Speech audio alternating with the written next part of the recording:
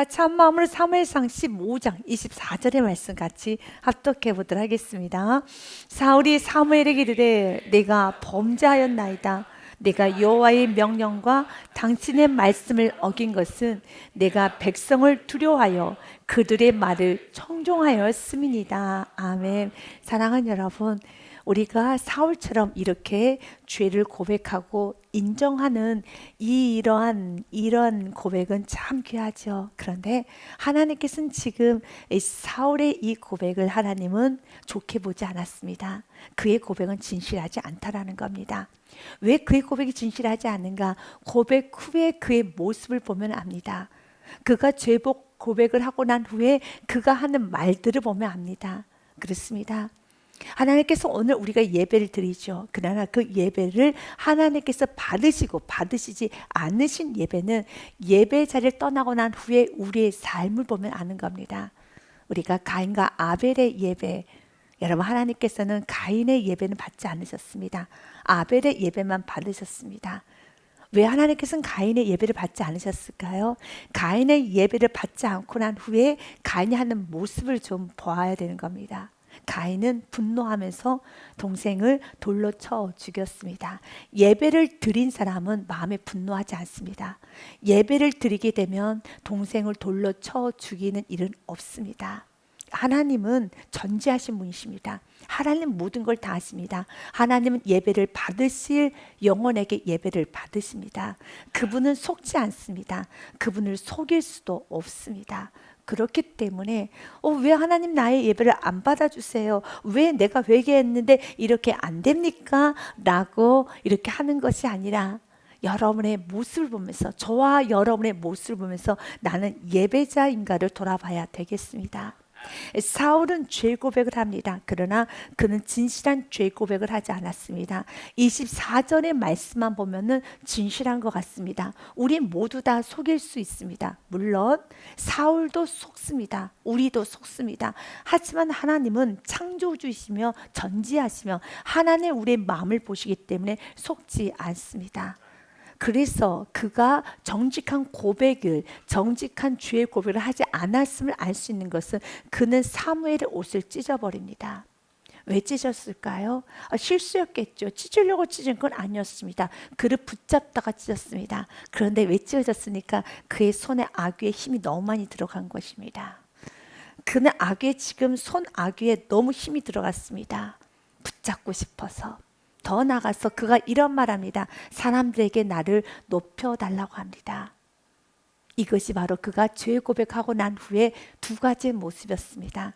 내가 예배드리고 난 후에 여전히 나의 언어와 나의 모습과 나의 얼굴 표정과 나의 모든 삶에서 마치 사울왕처럼 손에 아기가 있듯이 옷을 찢어버릴 수밖에 없게끔 내 안에 분노의 말이 쏟아지고 있다라며, 내 안에 원망과 불평의 말이 쏟아졌다라면, 왜 내가 예배를 드렸는지 안 드렸는지 당신이 어떻게 알아? 나를 정죄하지 마. 내가 죄 고백을 했는지 안 했는지, 내가 회개를 했는지 안 했는지 당신이 어떻게 알아? 나를 정죄하지 마 라고 하는 것이 아니라, 회개한 자는, 예배를 드리는 자는 옷을 찢지 않습니다. 어떤 상황에서도 옷을 찢지 않습니다. 그가 옷을 찢었다는 것은 어떻습니까? 너무 힘이 강하게 있다라는 것입니다. 우리가 예배드리고 나면은 겸손해집니다. 예배드리고 나면은 여러분 강했던 자가 풀어지게 되고, 여러분 참 겸손한 모든 삶이, 겸손의 언어, 겸손의 행동, 겸손으로 주여 죄입니다 라는 그 고백으로 무언가 나를 드러내면서 여러분 소리를 치는 것이 아니라, 옷을 찢을 만큼 자신의 힘을 드러내는 것이 아니라, 예배를 드리고 나면 찢던 옷을 다시 주섬주섬 챙겨서 여러분 눈물을 흘리게 되며 기우게 되어 있습니다. 맞습니다. 우리 삶 가운데 이제는 오늘 말씀을 통하여서 주님, 내 안에 이렇게 죄 고백을 하고 난 후에도 살과 같은 모습이 있는가를 다시 한번 돌아보면서 하나님 앞에 진실하게 회개하고 용서를 구하며 은혜를 구하셔서 우리의 삶이 예배가 삶이 되고 삶이 예배가 되는 축복이 있으시기를 바랍니다. 이 본문 말씀의 사건은 사무엘상 15장 11절의 말씀으로 시작이 됩니다. 11절 말씀 보니 하나님께서 사울 왕을 세운 것을 후회하였다라고 성경은 기록해 놨습니다. 내가 사울을 왕으로 세운 것을 후회하노니 그가 돌이켜서 나를 따르지 아니하며 내 명령을 행하지 아니하였음이니라 하신지라 사무엘이 근심하여 온 밤을 여호와께 부르짖느니라 라고 했던 것처럼 내가 사울을 왕으로 세운 것을 하나님 후회하신다는 겁니다. 하나님께서 여러분을 세우시고 여러분에게 축복을 주시고 여러분에게 기도 응답을 주시고 마치 사울처럼 왕으로 세우시고 난 후에 축복을 주시고 뭔가 하나님께서 주시고 난 후에 내가 괜히 줬다, 내가 괜히 기도 응답하였다 라고 하나님께서 후회하시지 않는 우리 모두가 되기를 원합니다. 하나님께서 주시고 그를 왕으로 세운 것을 후회했다고 되어 있습니다. 하나님 오늘 또 우리를 왕으로 세우기 원하며 우리에게 주시기 원하며 기도응답을 주시기 원하며 모든 걸 회복하기 원합니다. 그런데 주시고 났더니 하나님께서 내가 그를 왕으로 세운 걸 후회한다, 괜히 왕으로 세웠다라는 것입니다. 이렇게 후회하게 하는 성도가 아니라 정말 잘 세웠다, 정말 잘 세웠어, 너무 귀해라고 우리의 처음 시작은 미약하나 나중은 창대해서 미랄될 수 있는 은혜가 있어야 됩니다. 왜 사울왕이 이토록 하나님께서 보시기에 후회스러운 인생이 되었습니까? 이유는 한 가지입니다. 그가 하나님을 따르지 아니하고 내 명령을 행하지 아니하고 불순종입니다. 결론은 이런저런 말, 이런저런 이유. 그는 말합니다. 백성들 때문에, 제사 예배를 드려야 하기 때문에 이런저런 이유 때문에 라고 했지만 죄를 지은 건 죄를 짓는 겁니다. 내가 불순종한 건 불순종하는 겁니다. 내가 엎드려지지 못하는 건 엎드리지 못하는 겁니다. 그가 내 명령을 행하지 아니하였습니다. 명령을 행하지 아니했다라는 것은 그만큼 그가 강한 자아가 많이 생겨났다는 것이죠. 어리면 어릴수록 부모의 말을 너무 잘 듣습니다. 그래서 우리가 부모님 말을 잘 안 들을 때 이런 말합니다. 이거 봐라, 이제 머리가 커졌다고 말 안 듣네? 라고 하면서 우리가 부모님들이 자녀들에게 너무 말을 안 들을 때 이렇게 말을 하지 않습니까? 이거 봐라, 머리가 커졌네. 어렸을 때 말 잘 듣던데 이제는 컸다고 부모님 말 안 듣는 거네 라고 말하지 않습니까? 맞아요. 우리가 크면 클수록 말 안 듣습니다. 여러분, 크면 클수록 자꾸 말 안 듣습니다. 그래서 우리 신앙을 겸손을 유지해야 되는 겁니다. 이 겸손을 유지하는 것이 쉽지 않습니다. 왜 우리가 예배 드립니까? 겸손 유지하라고 예배 드리는 겁니다. 하나님 주신 은혜를 유지해야 되고 그 은혜가 더욱더 겸손으로 아름답게 열매가 맺어져야 되는 것이지, 하나님께서 왕으로 세웠더니 좀 축복을 주시고 완장 좀 채워놨더니 그 완장 가지고 휘두르고 다니면 안 되죠. 그러면 안 되는 겁니다. 하나님께서 그 끝이 너무 안 좋다고. 이 사울의 스토리를 너무 오랫동안 성경은 기록해놨습니다. 사울이 어떻게 실패했고 어떤 말을 했고 어떻게 했으며 그가 지금 모든 그의 행동 하나하나를 성경은 다 기록해놨어요. 왜 그렇습니까? 이 성경은 바로 우리들에게 주는 메시지예요. 우리의 삶을 보면서 사울의 처음된 모습, 너의 처음의 모습이었었지. 그러나 지금 사울의 인생의 스토리를 봤을 때 지금 너희들은 어디 시점에 있는가를 보라는 것이죠. 그리고 항상 겸손을 유지했죠. 누구처럼요? 다윗처럼요. 다윗이 죄를 짓지 않거나 넘어지지 않았던 인물 아닙니다. 그는 넘어졌었죠. 그 또한도 죄를 졌죠. 그러나 그는 나단 선지자 앞에서, 갓 선지자 앞에서, 사무엘 선지자 앞에서, 말씀 앞에서는 그는 죄인으로서이다 엎드렸어요. 그 죄인으로서이다 엎드리는 그 결과가 무엇인가? 그는 울며 회개자로 나아갔으며 그는 기도했습니다. 그는 기도했습니다. 사울왕처럼 옷을 찢지 않았습니다. 사울왕처럼 끝까지 대들고 나의 마음대로 하겠다고 하지 않고 하나님의 처분을 기다렸어요. 이게 다윗이에요. 하나님께 간구는 하지만 당신의 처분을 기다렸습니다. 그래서 여러분, 밧세바의 간음에서 낳았던 첫째 아들을 하나님께서 거둬가셨을 때 그것도 안 돼. 그는 그대로 받아들였어요. 끝까지 하나님께 기도했어요. 하나님, 저를 용서하여 주옵소서. 제가 잘못했습니다 라고 기도했습니다. 그러나 하나님의 처분 앞에서는 겸손하게 여러분 받아들이고 엎드리며 다시 하나님께서 이끄시는 대로 다시 겸손하게 일어나라 하면 일어났고, 전진하라 하면 전진했고, 가만히 있으라면 가만히 있었고, 엎드리라면 엎드렸었고, 주님 회개시켜 줄 때까지 그는 엎드렸어요. 그래서 그가 회개할 때 지었던 시도 우리 모두에게 은혜가 되는 거예요. 어떻게 회개할 때 지었던 시가 은혜가 됩니까? 죄 짓고 나서 지은 시인데요. 여러분, 죄 짓고 난 지은 시가 어떻게 은혜가 됩니까? 시편에 참 많이 있지 않습니까? 죄를 짓고 난 후에 지었던 시예요. 왜요? 하나님께서 그 죄를 지었을 때 그 후에 그가 엎드리면서 기도했던 것이 시편으로 기록이 되어 있습니다. 그것조차도 하나님 다 받으셨어요. 우리 하나님 이렇게 인자가 무궁하신 분이에요. 여러분, 긍휼이 한이 없으신 분이 우리 주님이시라는 겁니다. 그러나 사울은 하나님 앞에 계속 변명 핑계만 합니다. 합리화만 합니다. 변명 핑계 합리할 에너지를 주님 앞에 엎드리는 에너지로 쓰면 참 귀해요. 어떤 순간에도 변명 핑계 합리화는 의미가 없습니다.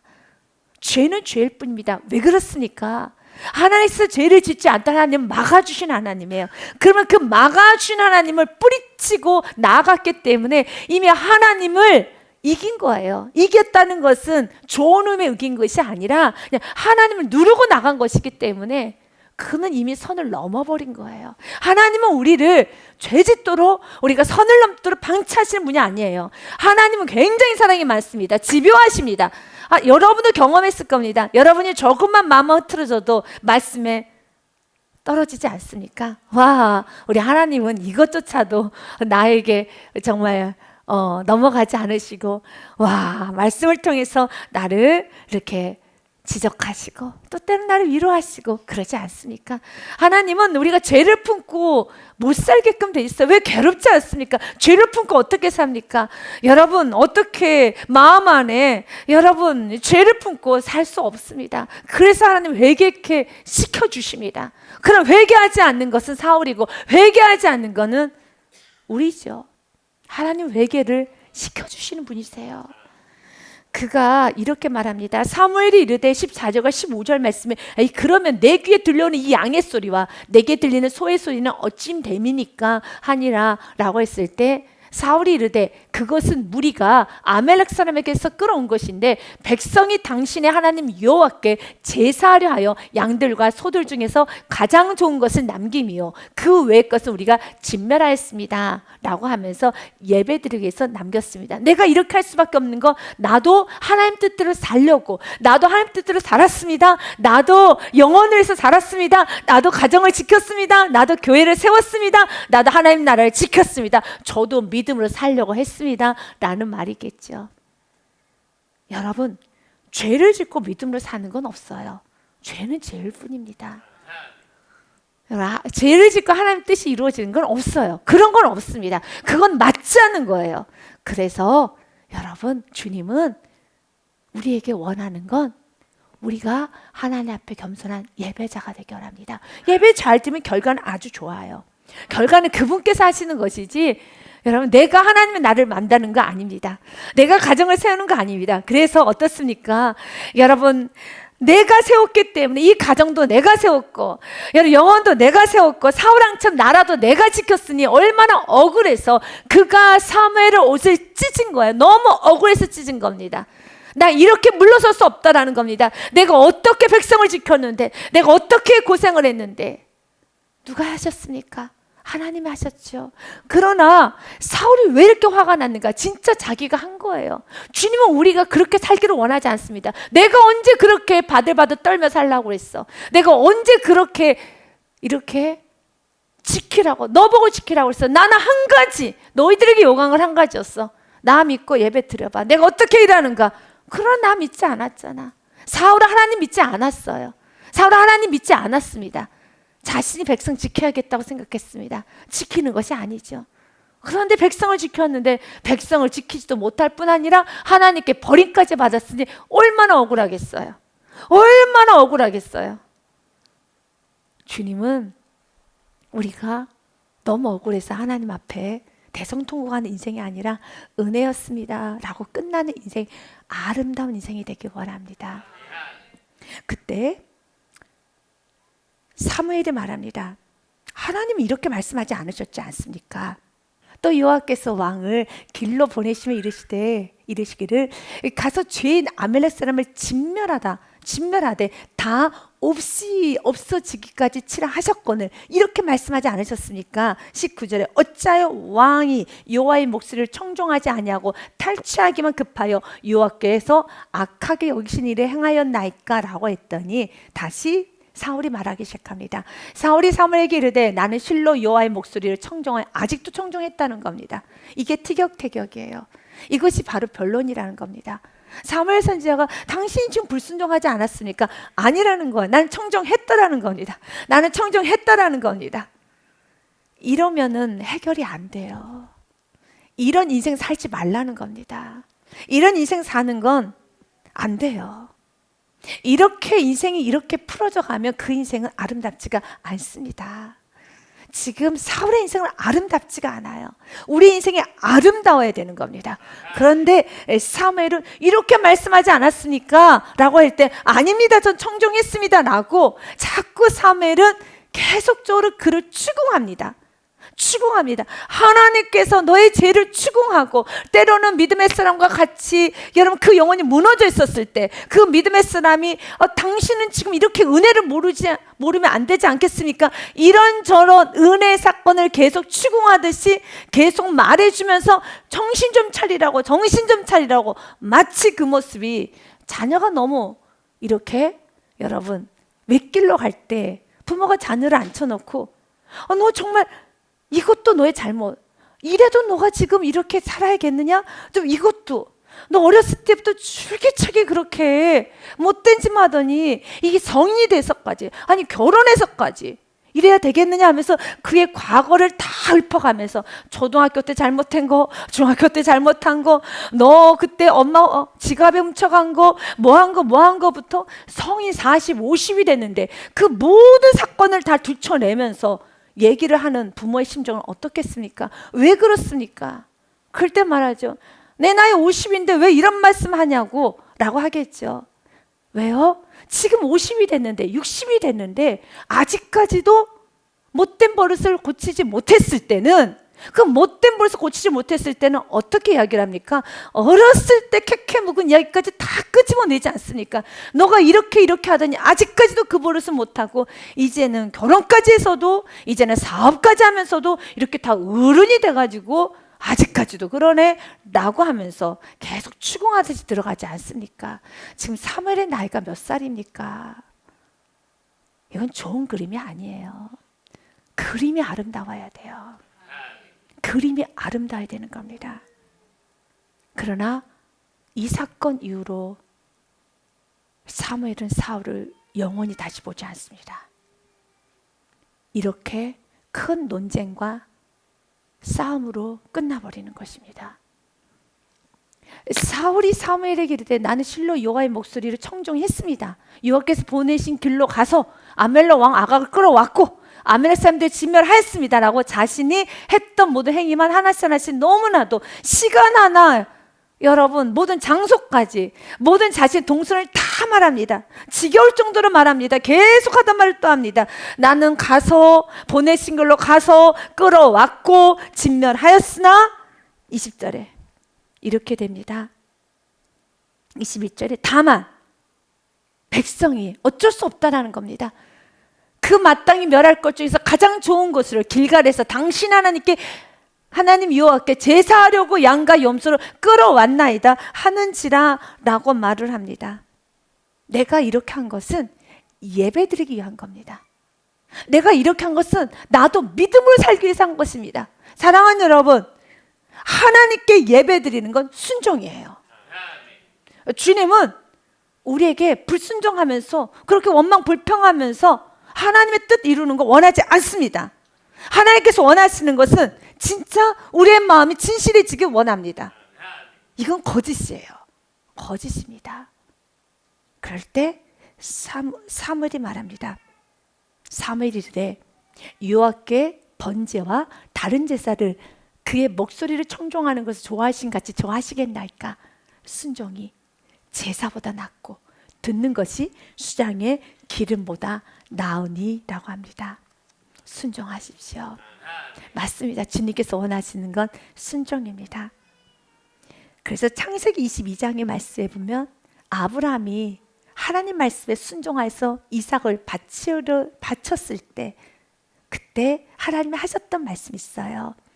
사자가 이르되 그 아이에게 내 손을 대지 말라. 그에게 아무도 하지 말라. 내가 내 아들 내 독자까지도 내게 아끼지 아니하였으니 내가 이제야 내가 하나님을 경외하는 줄 아노라 라고 했습니다. 주님은 우리의 신앙이 방종의 신앙이 아니라 무례한 신앙이 아니라 경외의 신앙이 되기 원합니다. 주님께서는 불순종했던 사울을 향해서 순종이 제사보다 낫다, 듣는 것이 순양의 기름보다 낫다라고 하면서 당신의 죄는 23절 말씀에 보니 이는 거역하는 것은 점치는 죄와 같고 완고한 것은 이렇게 사무엘이 당신 이렇게 죄를 짓지 않았습니까? 라고 해도 나는 아멜렉에 가서 아각을 끌어왔고 진멸하였고 라고 말을 계속 이어가는 당신, 그리고 마지막은 그래도 나는 예배자였다, 그래도 나는 믿음의 사람이다 라고 주장하는 당신의 모습을 보니 그것은 완고한 것은 사신 우상에게 절하는 죄와 같음이라. 왕이 여호와의 말씀을 버렸으므로 여호와께서도 왕을 버려 왕이 되지 못하게 하셨나이다 하니 하나님은 버립니다. 사랑하는 여러분, 우리도 때로는 사울왕처럼 넘어질 때가 있습니다. 다윗왕처럼 넘어질 때가 있습니다. 그러나 말씀이 이러지 않았느냐라고 비쳤을 때 사울왕처럼 내가 아멜렉에 가서 끌어왔고 그리고 진멸하였고 라고 말을 하며 그리고 마지막으로 그래도 나는 예배자다, 그래도 나는 믿음의 사람이었다, 그래도 나는 헌신자였다라고 스스로가 불순종을 했음에도 불구하고 나는 믿음의 사람이다라고 주장하는 것은 사울의 인생이에요. 이건 사울의 인생입니다. 불순종을 했으면은 주님께 용서를 구하는 것, 이것을 주님이 원하는 겁니다. 주님께서는 오늘 우리에게 말합니다. 어찌하여 불순종해놓고도 그렇게 말이 많느냐? 왜요? 자신은 순종 같은 불순종, 그래도 뭔가를 했다고 생각하기 때문에 이미 그의 마음 안에는 말씀에 대한 경외함이 없습니다. 말씀을 버린 겁니다. 그냥 내 입맛대로 그냥 말씀에 언어한 거 사는 겁니다. 내가 살고 싶은 만큼 사는 겁니다. 내가 듣고 싶은 만큼 듣는 겁니다. 내가 하고 싶은 것만큼만 순종하는 겁니다. 이것은 말씀을 따르는 신앙이 아닙니다. 말씀을 버린 거죠. 주님은 오늘 우리가 말씀을 버리는 것이 아니라 말씀을 붙잡기 원합니다. 지금까지 말씀 붙잡고 나왔습니까? 그렇다면 말씀 붙잡고 끝까지 승리하시기를 바라겠습니다. 주님께서 히브리서 3장 13절과 14절 말씀에 이 완고가 바로 우상숭배라는 것에 대해서 우리는 23절 말씀에 기록이 되었죠. 완고한 것은 사신 우상에게 절하는 죄라고 했던 것처럼, 그렇기 때문에 주님 오늘 말합니다. 오직 오늘이라도 일컫는 동안에 매일 피차 권면하여 너희 중에 누구든지 죄의 유혹으로 완고하게 되지 않도록 하라. 아멘. 날마다 죄의 유혹을 받아 마음이 딱딱해지지 않도록 하십시오. 그것을 유지하는 길은 14절 기억하십시오. 같이 읽겠습니다. 우리가 시작할 때 확신한 것을 끝까지 견고히 잡고 있으면 그리스도와 함께 참여한 자가 되라. 아멘. 그래서 믿음을 시작해서 믿음으로 끝나는 거예요. 우리가 믿음으로 하나님의 자녀가 되었죠. 맞습니다. 우리가 하나님의 자녀가 된 건 믿음입니다. 그래서 믿음으로 하나님의 자녀가 됐으면 그 믿음 붙잡고 믿음으로 끝나는 겁니다. 오직 의인은 믿음으로 사는 겁니다.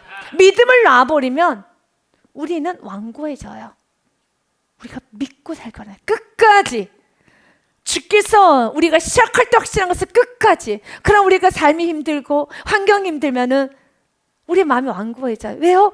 내게 준 은혜를 놔버리기 때문에 그래요. 그럴 때마다 어떻게 하라고요? 말씀을 통하여서 권면하고, 또한 서로 매일 피차 권면하여서 누구든지 죄의 유혹에 완고하게 되지 않도록 조심하여라. 사랑하는 여러분, 붙잡아야 되는 겁니다. 이젠 사울에게 하나님이 당신을 버렸습니다 라고 그에게 말을 하였었을 때 23절 말씀처럼 왕이 여호와의 말씀을 버렸으므로 여호와께서도 왕을 버려 왕이 되지 못하게 하셨나이다 하니, 그제서야 24절 말씀, 본문의 말씀입니다. 사울이 사무엘에게 이르되 내가 범죄하였습니다. 내가 잘못했습니다. 맞아요. 내가 말씀 버렸습니다. 내가 불순종했습니다. 라고 고백을 하였어요.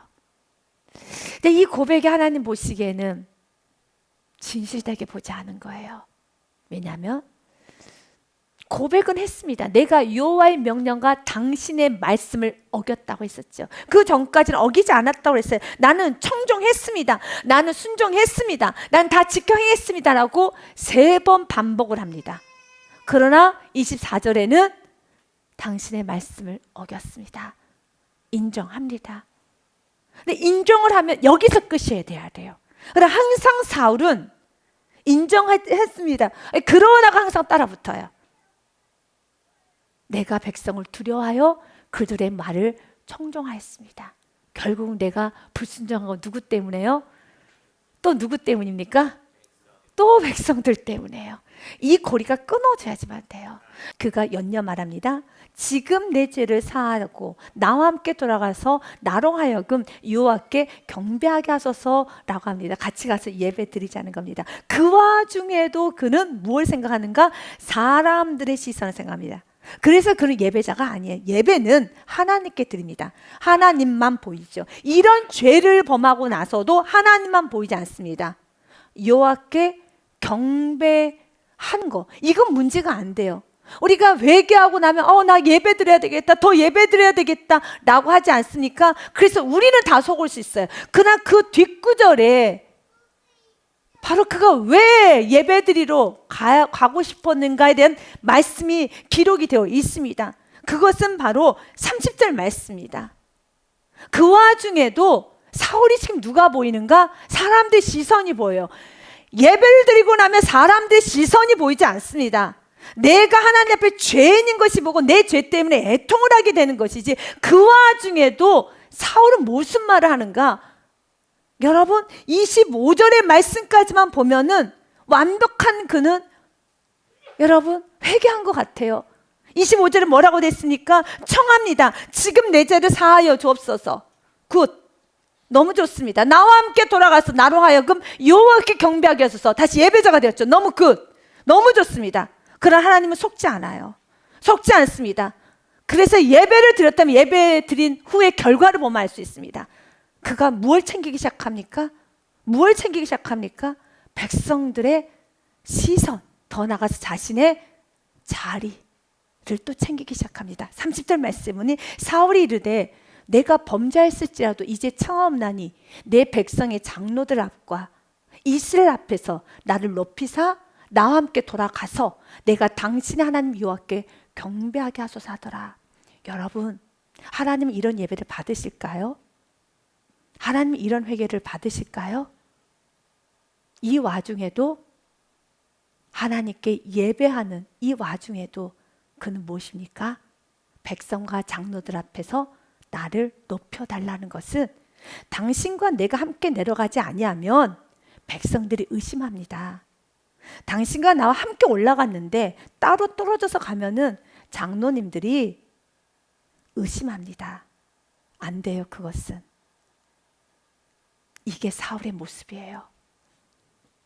그런데 그는 너무 큰 범죄를 했습니다. 어떤 범죄입니까? 자신을 가리기 위해서 무엇을 이용했는가? 예배를 이용했다라는 거예요. 이것이 문제예요. 사울이 이르되 내가 범죄했을지라도 범죄한 건 인정하겠습니다. 그러나 이제 청하옵나니 내 백성의 들 앞과 이스라엘 앞에서 나를 높이사 나와 함께 돌아가소서. 나와 함께 같이 가야 된다는 겁니다. 어디 자리까지? 예배 드리는데 나와 함께 같이 가자는 거죠. 나 혼자 가면 안 됩니다. 같이 가야 됩니다.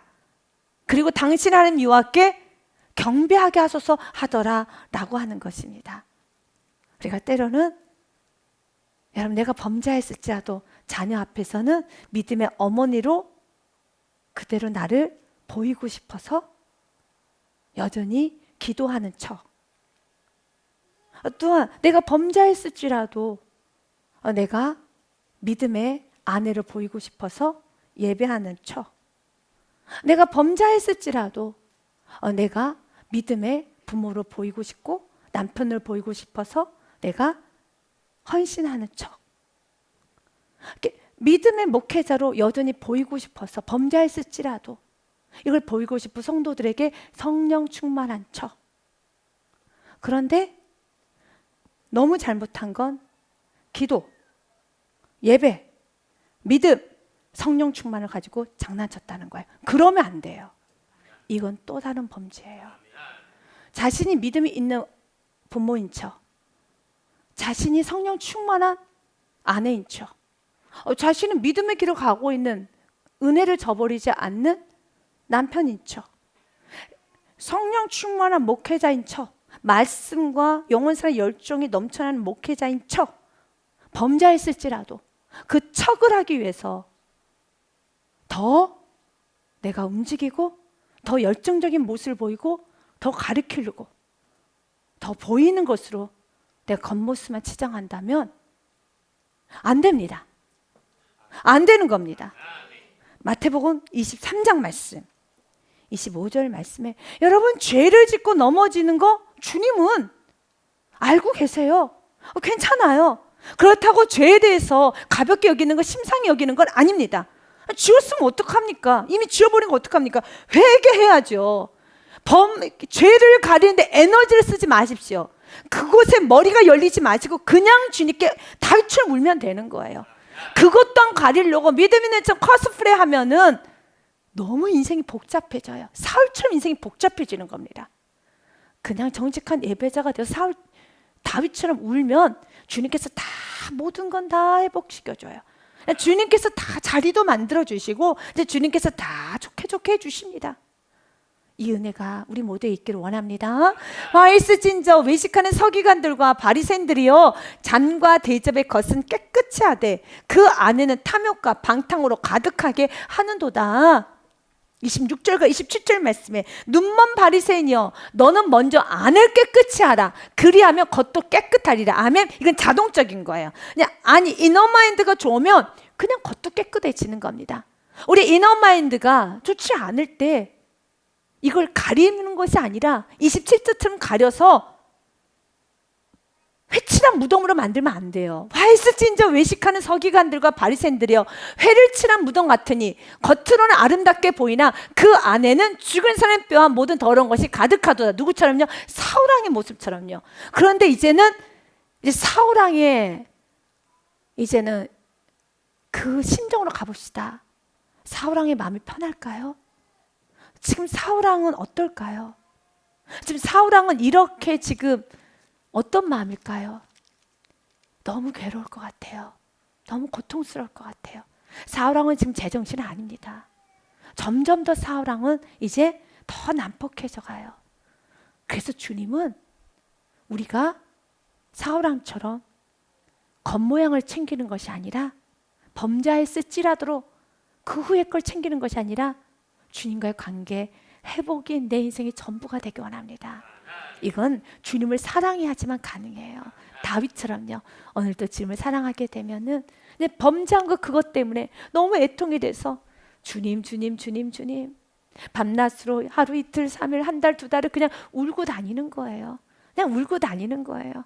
마치 자녀를 너무 사랑할 때 자녀 낳고 나면은 그냥 하루 종일 그냥 허렁 하고 다니는 것처럼 여러분 그냥 범죄하고 났을 때 계속 울어요. 그냥 하나님 사랑하니까요. 주님은 우리가 회칠한 무덤이 되기를 원하지 않습니다. 그리고 사무엘이 이제 여호와께 경배하게 하소서라고 했을 때 사무엘은 거절을 해요. 사무엘이 이르되 나는 왕과 함께 돌아가지 아니할 겁니다. 이는 왕이 여호와의 말씀 버렸으므로 여호와께서도 왕을 버려 이스라엘 왕이 되지 못하게 하셨음이니이다 하고, 그때 27절에 사무엘이 가려고 돌아설 때 사울이 그의 겉옷자를 붙잡으며 찢어진지라. 그때 사무엘이 그에게 이르되 여호와께서 오늘 이스라엘 나라를 왕에게 떼어 왕보다 난 왕의 이웃에게 주셨나이다. 그래서 28절의 말씀 선포한 거예요. 찢고 난 후에 이제 당신의 나라는 다른 왕에게 넘겨졌습니다. 끝났습니다 라고 하는 겁니다. 마지막 그 끈이 끊어진 겁니다. 그리고 성경은 마지막 33절 말씀에 35절 말씀으로 사무엘상 15장은 마쳐집니다. 사무엘이 죽는 날까지 사울을 다시 가서 보지 아니하였으니 이는 그가 사울을 위하여 슬퍼함이었고 여호와께서는 사울을 이스라엘 왕으로 삼으신 것을 후회하셨더라. 이것으로 끝나는 겁니다. 사울 왕은 사무엘 선지자의 옷을 찢고 사무엘은 선포합니다. 당신의 나라가 옮겨졌습니다. 얼마나 슬퍼요. 그래서 사무엘이 죽는 날까지 사울을 보지 않습니다. 그러나 사울은 그가 사울을 위하여, 사무엘은 사울을 위하여 슬퍼합니다. 여러분, 왜 이렇게 다 망가졌습니까? 그래서 회개가 축복이에요. 이렇게 크게 이 죄가 분명 죄죠. 그러나 이 죄가 너무 커져요. 걷잡을 수 없이 커져가요. 여러분의 인생 가운데 죄가 걷잡을 수 없이 커져가서 어떻게 수습도 되지 않는 영혼의 무너진 상태, 그 영혼의 무너진 상태가 영혼까지 끝나는 것이 아니라 가정과 3, 4대까지 이어지는 그 엄청난 저주가 임하는 것이 아니라, 그래서 복음의 말씀을 들으라는 거예요. 복음이 무엇입니까? 죄인 구원자 예수 그리스도. 이것입니다. 이것이 복음입니다. 이것이 복음입니다. 그 불순종의 결론은 사무엘과의 헤어짐이에요. 이것이 결론입니다. 사랑하는 여러분, 주님은 오늘 우리에게 말을 합니다. 이제는 다윗의 길을 가라고요. 사울의 인생 안 좋아요. 너무 안 좋아요. 사울은 갈 길이 아니에요. 사울은 가서는 안 되는 길이에요.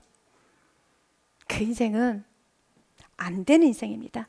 우리 목회자로서 사랑하는 교우님들에게, 저와 여러분, 저를 포함한 우리 모두에게 넘어지죠. 원망도 하죠. 불평도 하죠. 그럴 때도 말씀이 들어가면 애교 있게 회개하고 주님께 돌이켜서 선을 넘지 않는, 사울처럼 선을 넘지 않는 여러분의 인생, 여러분의 가정이 되셔서 언제나 다윗과 같이 하나님께서 목자 되는 축복만 있으시길 주님의 이름 축복 드립니다. 주 예수 내가 알기 전 날 먼저 사랑했네. 그 크신 사랑 나타나 내 영혼 거듭났네. 주 내 맘에 늘 계시고 나 주의 안에 있어. 저 포도비유 같으니 참 좋은 나의 친구. 내 친구 되신 예수님 날 구원하시려고 그 귀한 몸을 버리사 내 죄를 대속했네. 나 주님을 늘 믿으며 그 손을 의지하고 내 몸과 마음을 바쳐서 끝까지 충성하리.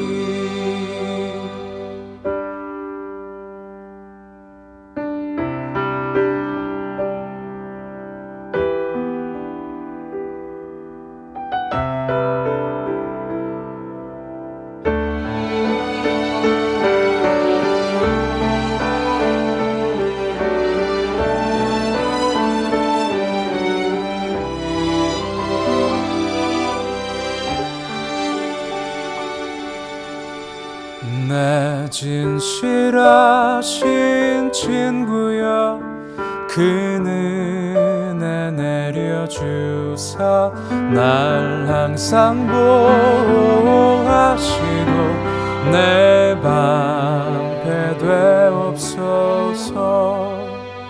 그 풍성한 참 사랑은 네 능히 끈을 쏘냐.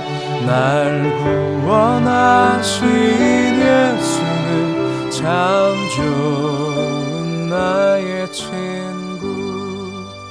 나 주님을 늘 믿으며 그 손을 의지하고 내 몸과 마음을 바쳐서 끝까지 충성하리.